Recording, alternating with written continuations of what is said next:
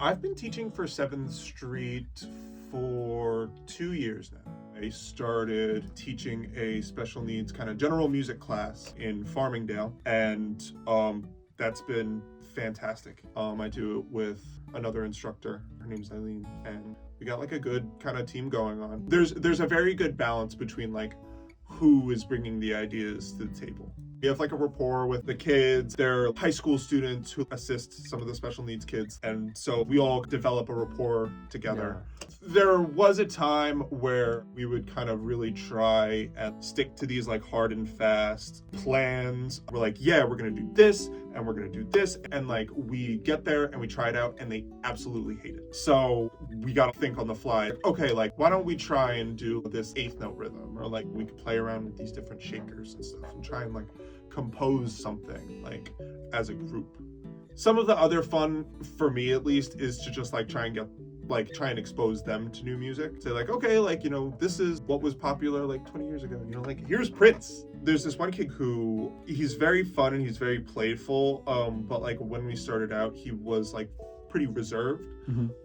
And as we've started to get them to engage, he's started to just like be more vocal, and so he's kind of like come out of his shell as a result. I've been teaching guitar lessons since I was in high school. It's picked up more in more recent years. I don't prefer to be the teacher who just kind of like jumps from song to song. I see it as a bit more of like you give a man a fish versus teaching him to fish. So there's one student that I've had and still have.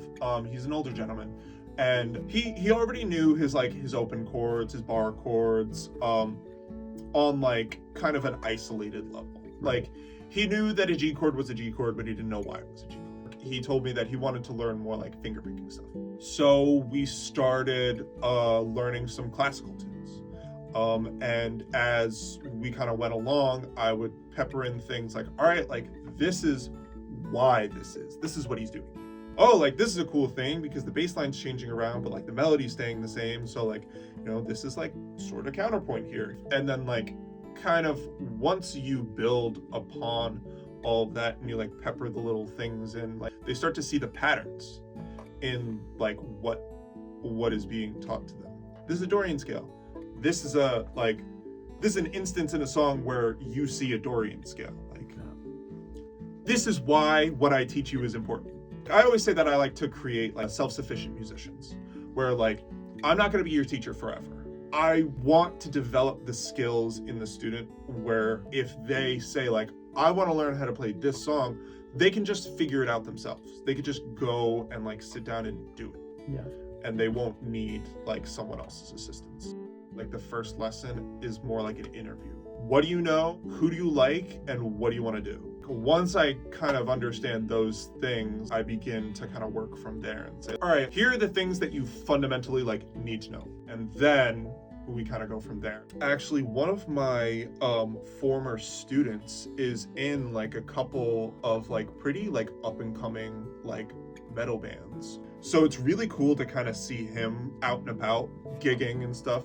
You were talking about having studied philosophy and economics. Using systems to analyze like a larger topic.